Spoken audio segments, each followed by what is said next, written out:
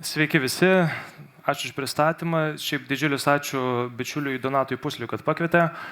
Ir dar didelis ačiū mano 11-okams, kurių paprašiau, ar galėsiu išleisti mane iš pusės pamokos, kas spėsiu čia, tai ir išleido. Dar tiesą sakant, nelabai supratau, kur čia atsidūriau, galvoju, kaip čia viskas atrodys, kiek čia tų kamerų bus. Taip nutiko, kad šią savaitę esu 5. kartą prieš kameras. Tai buvo 3 skirtingos redakcijos ir pokalbiai apie įtraukųjį, apie mokytojo profesiją. Kas sako, kad mokytojas neprestižinė specialybė. Vakar grįžau 10 po darbo su grimu. Wow.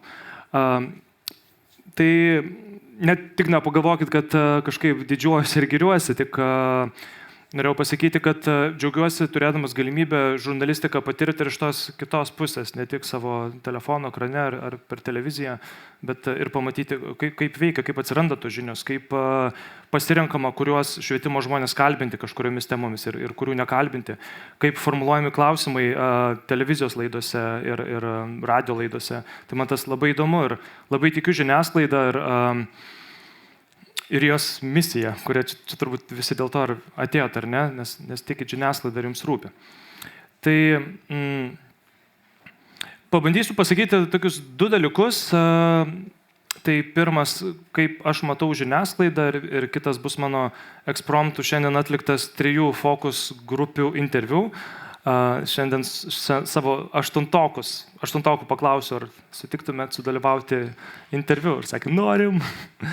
Tai atlikau improvizuoti interviu ir dar 2 klasėse. Ir kalbėjome apie žurnalistiką. Tai dovanokite, jei pristatymas man nebus labai sklandus, nėra skaidrių, nes žinot kodėl? Nes vakar grįžau 10 vakar. Tai ir ta improvizuota dalis buvo ta mano rytinė pokalbių su mokiniais dalis. Tai kaip aš matau žiniasklaidą, tai vien tik šią savaitę susipažinau su daug šaunių žurnalistų, kuriems labai rūpi jų darbas ir labai rūpi švietimo temos. Ir tai be galo džiugina. Ir tokių žmonių Lietuvoje yra daug. Tai žmonių, kurie nori, kad švietimas Lietuvoje ne šiaip būtų viena iš temų, kažkokia aktualija, kažkas kažką parašo, kažkas sureaguoja, pakviečia 2 pusės ten pasikeisti savo nuomonėmis ir einam prie kitos temos. Bet tai tikrai turime šaunių žurnalistų, kurie nori, na bent jau man taip atrodo, tikiuosi sutiktų, kurie nori, kad švietimas būtų nušviečiamas kažkaip kokybiškai, objektyviai, o ne tiesiog kaip ta viena iš tų temų. Man atrodo, kad švietimas šiaip labai nepalanki tema yra žurnalistikai, tai turėtų būti žurnalistams labai sunki tema, nes švietimas yra labai didelė sistema, kurią suprasti. Aš nežinau, ar kas nors supranta švietimo sistemą. Suprantat, kas nors švietimo sistemą? Ten nuo iki mokyklinio, iki universitetų, iki mokymosi visą gyvenimą ir 3 amžiaus universiteto. Aš švietime esu nuo 7 ir 11 metus dirbau mokykloje, jaučiu, kad kuo toliau į mišką, tuo daugiau medžių. Tai pagarba žurnalistams, kurie apsiėma švietimo temomis dirbti. Vis tik, šalia to viso gėrio ir iš tikrųjų didžiulio dėkingumo tiems, kurie dirba su švietimu, matau tokių iššūkėlių, kurie, nežinau, gal bendri yra visai žiniasklaidai ir visoms temoms, gal labiau aktualų švietimui, čia spręskite jūs ir iš tikrųjų, kas jau buvo pasakyta čia, tai irgi švietimui viskas galioja, bet kas mane kaip tą švietimo žmogų, kuriam rūpi, labai skaudina gal, yra tai, kad man atrodo, kad švietimui žiauriai netinka ta reklamų, pardavimų paremtas žurnalistikos modelis. Žiauriai netinka. Gal tai tinka pramogų žiniasklaidai, sporto žiniasklaidai, švietimui labai blogai. Tai jeigu atsidarai straipsnį, kuriame kažkas parašyta apie svarbų su švietimu susijusių klausimą, reformą, įtraukusis ir jų yra daug. Na ir pirmą turi išsijunginėti visose kampuose reklamas ir supranti, kad taip yra, tokia ta pramonė ir turbūt tie žurnalistai neturi pasirinkimo, ne jie sukrauna tas reklamas. Bet čia bendra visai žiniasklaida ir turbūt čia nieko naujo nepasakysiu, kad ta klikbeitinė žurnalistika yra ta greita žurnalistika. Reikia daug kartų paspausti, reikia tos straipsnius trumpus daryti, kad jų būtų daug. Ir kaip švietimui tai negerai. Nes tada man atrodo, kad mes švietimą taip ir kažkaip pamatom ir suprantam kaip kažkokius epizodelius su daug reklamų, kur ten reikia išsijungti. Ir ką mes ten iš tikrųjų suprantam, aš nežinau. Nežinau, ką daryti. Neturiu sprendimų, neturiu pasiūlymų. Būčiau žurnalistas, ieškočiau būdų, kaip galėčiau dirbti su švietimo temomis, taip, kad galėčiau dirbti lėtai, kad galėčiau įsigilinti į temas ir rašyti analitinius straipsnius, kad man kažkas mokėtų, jog skirčiau daug savo laiko, kad įgyčiau kažkokios ekspertizės, o ne tiesiog surašiau porą žmonių, kurie turėtų išmanyti, kurie vadinami ekspertais, pakalbėčiau jų nuomonę ir šnai straipsnis. Toliau kitas iššūkis, tai yra tas greitumas. Jei būčiau žurnalistas, norėčiau būti lėtosios žurnalistikos atstovas ir labai linkėčiau Lietuvai turėti daugiau iniciatyvų kaip NARA ar LRT ieško sprendimų, kur netiesiog informuojama, kad nuo rugsėjo bus įtraukusis ir kažkas kažką apie tai pasako. Bet kur, pavyzdžiui, įsivaizduokit, žurnalistas, kuris specializuojasi į švietimo temas ir kuris gali užduodamas klausimas tiems ekspertams, ar vadinamės ekspertams, naudoti kontekstus. Pavyzdžiui, o žinote OECD ten švietimo strategiją ir jos tikslus, arba ES, arba Europos tarybos. Lietuvos švietimo sistema nėra kažkur vakuume, mes esame ES narė, mes esame OECD narė ir girdėjot, kad nors paskutinį kartą iš, nežinau, pavyzdžiui, Europos komisijos kokius tikslus jie kelia švietimui? Kažkaip, aš žurnalistikoje, žiniasklaidoje nelabai. Jūs girdėjote? Labai gerai. Super. Sakau, didžiuojasi žmonėm, kurie švietimui skiria savo karjerą laiką. Tai yra tai, ko aš labai norėčiau matyti, kad, tarkim, kai man paskambina kažkas ir sako, gal galėtumėt pasakyti apie įtraukų ugdymą, aš norėčiau, kad tas žurnalistas mane realiai paraustintų ir paklaustų tokių nepatogių klausimų, o ne tiesiog, kaip yra jūsų mokykloje. Ir tada aš sakau, mokykloje niekas nepasikeitė, mes turėjom specialiųjų ugdymosi poreikių turinčių mokinių, dabar taip pat turime ir jais rūpinamės, betgi ne tame esmė. Tai lėtoji žurnalistika ir tie kontekstai būtų labai labai šaunu. Toliau, ko aš norėčiau iš žurnalistikos su švietimu, tai norėčiau, kad mano mokiniai kažkaip turėtų rolę ar gautų dėmesio, ar gal netgi mikrofoną gautų. Tai kai paklausiau savo aštuntokų, ar jums rūpi, kas vyksta pasaulyje, jie pasakė, kad rūpi.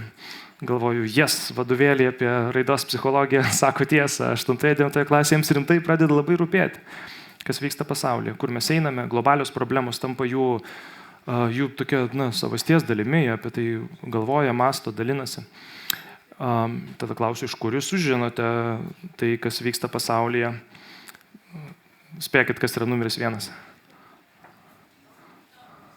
Kas? Telefonas? TikTokas? Ne. Taip. Čia kaip vienas žinomas žurnalistas pasakytų, netikėta, jums galbūt, man ne. Tai mano mokiniai pasakė taip, tai tėvai, mes pasišnekam, jie papasakoja, dėdė papasakoja, teta papasakoja. O kai perėm prie, iš kur dar gaunate žinių, sako, tai iš žinių, įsijungi ir skurim tai, žiūrite žinias, kartais, arba sugalvojam naują terminą, kaip yra pasyvus rūkymas, tai šiandien išradom terminą pasyvus žinių žiūrėjimas, kai tėvai žiūri, tai aš kartais taip truputį užmetu akį, paklausau. Klausiu, gerai, iš kur dar, tai ten dėdė papasakoja, pažiūri ten tyčia, netyčia. Vienas sakė mokinys, kad šiaip tai mašinoje į mokyklą važiuodamas viską išgirstų, nes globėja klauso. Sako, bet šiaip tai dabar ir pats jau pradėjau įsijungti radiją. Tai toks sąmoningas sprendimas kažką išgirsti. Na ir tada yra telefonas. Taip. Tai klausinėjau, bandžiau suprasti, tai ką jūs ten sužinote apie tą pasaulį, ką jūs kažkaip pasirenkat, ar visiškai pasiduotat algoritmams ir tam atsitiktiniam kažkokiam turiniui. Tai atsakymų buvo labai įvairių, kai kurie kai kurie skaito naujienų portalus, vieną, kitą, trečią įvardį, sako, taip, peržiūriu, kažką paskaitau. Kiti sako, taip, reguliuoju savo srautą, pasirinku, ką stebėti, ko nesekti. O kiti sako, ne, visiškas chaosas. Ir niekaip nesupratau, vienas devintokas pasakojo apie kažkokį ten žuvelę, kuri skraido jo ten socialiniuose tinkluose ir ten kažkaip ten informuoja. Aš realiai bandžiau suprasti, nieko nesupratau, bet sakėsi, aklai pasitikė, ta žuvelė jam kažką pasako. Klausiu, ar tai, manai, ten patikima informacija, žinios apie tai, kas vyksta. Taip, sakom, viską papasako. Galvoju, geras, gal čia toks būdas kažkaip sužaidybinti, žuvelė pasako paaugliams, kas vyksta pasaulyje. Visai gal smagu. Kas toliau, iš kur dar jie? Jie, aišku, neperka informacijos, nes neturi pinigų, bet jų tėvai kai kurie perka. Ir dar klasėje yra bent po vieną vaiką, kurio šeimoje yra popierinių laikraščių arba žurnalų. Aišku, pradėjo vardyti, tai toks Vogue yra, bet yra ir ten Savaitė ir ten pas kažką realiai ten stori laikraščiai guli ant stalo, kiekvieną ten kažkelintadienį. Arba sako, pas tėvus, bet pas močiutę tai visada būna. Tai mokiniams rūpi, bet jie nežino, ar jiems rūpi. Toks yra keistas, kad, pavyzdžiui, šiandien pasakiau aštuntokams, žinote, kad po 5 metų, kai jūs baigsite mokyklą, greičiausiai visiems reiks atlikti karinę tarnybą, nes yra toks įstatymo projektas ir, jis turi svarių argumentų, jeigu jis bus priimtas, visi turės tai patarnauti. Ir jiems tada pradeda rūpėti. Bet ar jie žino, kad yra toks įstatymo projektas, kad yra toks šansas, kad jie baigs mokyklą ir turės įtarnauti? Jie nežino. Tai jiems rūpi, kai jiems reikia žinių, kaip Raimundas sakė, kad tą Joną kažkokį, kur bambalis kažką jam padarys, kažkas ten tokio buvo, ne? Kad gal reiktų informuoti, tai mokinius taip pat reiktų informuoti. Ir žiauriai patiko, viena mokinė sakė, kad kai paklausiau apie lūkestį žiniasklaidai, klausiau, o norėtumėt, kad žiniasklaida kažkaip labiau kalbėtų jums kažkokiais būdais, kurie jums labiau primtini, suprantami? Sako, aš norėčiau, kad mane labiau paskatintų domėtis ir kad žinočiau, nes savaime, įsivaizduokit, 8-okas, 9-okas gyvena savo asmeninį gyvenimą. Ir kai kurie šiandien labai nuoširdžiai pasakė, man realiai nerūpi. Ir kai tu 8-okas ar 9-okas tau rūpi daug dalykų, čia galėtume privardyti, ten draugystės, meilė, spogai, ten belenkas, bet tikrai ne, kas ten kažkur vyksta, net neaišku apie ką. Tai bet jeigu jie sužino, kad kažkas vyksta, pavyzdžiui, kariuomenės pavyzdys, tai jiems pradeda rūpėti. Jie iškart pradėjo fantazuoti visokius scenarius, bet tai kaip čia tada su tai šautuvais? Sakau, žinot, pažįstu vaikiną, kuris čia atliko alternatyvę karinę tarnybą iš Austrijos ir savanoriavo čia metus Holokausto muziejuje, nes nenorėjo laikyti ginklo dėl įsitikinimų. Ir, geras, sako, gal ir čia bus taip galima? Gal ir galima. Tada jie gali pradėti domėtis. Tai paaugliai yra nuostabus iš tikrųjų. Jeigu netikit, kad paaugliai yra nuostabus, ateikite į mano mokyklą. Parodysiu nuostabius paauglius. Kas dar? Jei nesmerksit, pažiūrėsiu savo užrašus. Taip. Ir kuo realiai ir pabaigsiu, nes matau, kad laikas vis tiek eina į pabaigą. Timothy Snyderis savo knygoje 20 pamokų iš 20 amžiaus sakė, būkit atidus žodžiams.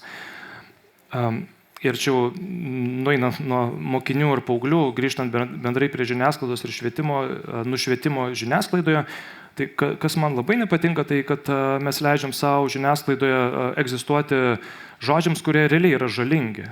Ir kai su mokiniais, pavyzdžiui, pernai buvome LRT ir kalbėjome su žurnalistais, tyriamosios žurnalistikos skyriuje, klausime, tai ką jūs darote, jeigu paima kažkas ir tiesiog meluoja? Tiesioginis eteris, netiesioginis, nesvarbu, jūs pakalbinat, nes žurnalistai etika sako, kad reikia pakalbinti abi pusės, ir pakalbinot, ir žmogus paima ir pamelavo, ką jūs darote? Tai sako, tai taip, suprantam, iššūkis, bet negalime nekalbinti, bet galime kontekstualizuoti. Pasakyti, kad, šitas žmogus pasakė taip, bet dauguma vis tik pasaulio mokslininkų sako, kad skiepai turi didesnį ir mažesnį teigiamą poveikį ir panašiai. Tai galvoju, geras, gal ir sprendimas kontekstualizuoti. Kodėl niekas nekontekstualizuoja LGBT propagandos termino, kai kalbam apie gyvenimo įgūdžių programą. Ar buvo bent vienas straipsnis, kur kažkas pakalbintas kalbėjo apie LGBT propagandą, kaip apie gyvenimo įgūdžių programos tokį dalinį išvengiamą, kurį ten dabar tėvai priversti klausyti, ir kur buvo kontekstualizuota, paskui kažkur parašyta tokia savoka vartojama, ją galima suprasti kaip, ten, nu nežinau, ten kaip tai reiktų padaryti, bet realiai šitą savoką yra žalinga. Jinai kažkokia, kaip Snyderis ir sako, ir Hannah Arendt apie tą patį kalbėjo, kad tai kuria realybę. Jeigu tu daug kartų pasakai žydai bolševikai, po daug kartų tai tampa kažkokia realybė. Nu, vat, yra. Ir tai kažką lemia. Tai kažkaip ta vieta man tokia, kur atrodo galime nedidelis žingsnis kontekstualizuoti, paaiškinti netgi tuos, kurie nusišneka, jeigu jau žurnalistinė etika sako, kad mums būtinai reikia pakalbinti tas dvi pusės, kas yra šiaip visai toks keistas konceptas, tai gal galime bent nekeistas, sakot, nežinau, man keistas kažkoks, tai galime gal tai padaryti. Tai va, žurnalistiką matau taip, kažkaip iš tų skirtingų perspektyvų, kaip vartotojas, kaip kažkuria dalim, kaip kūrėjas, vis tiek socialiniuose tinkluose tampi kūrėjų neišvengiamai ir tai kažkokia atsakomybė turbūt krenta ant tavęs, bet man žiauriai rūpi, kad mano mokiniai būtų tie mokiniai, kurie yra informuoti ir kurie kažkokį ryšį su žiniasklaida turi, ne tik didesnį ar tokį didesnį negu tiesiog kažkoks atsitiktinis minčių srautas Instagramo paskyroje ir baigsiu savo nuostabaus 11-oko mintim, sako, kai aš gaunu informaciją ir jeigu nesuprantu čia tikėti ar netikėti, arba ten draugai pasako vieną, kiti sako visiškai kitą, sako, aš tiesiog pasirenku nežinoti.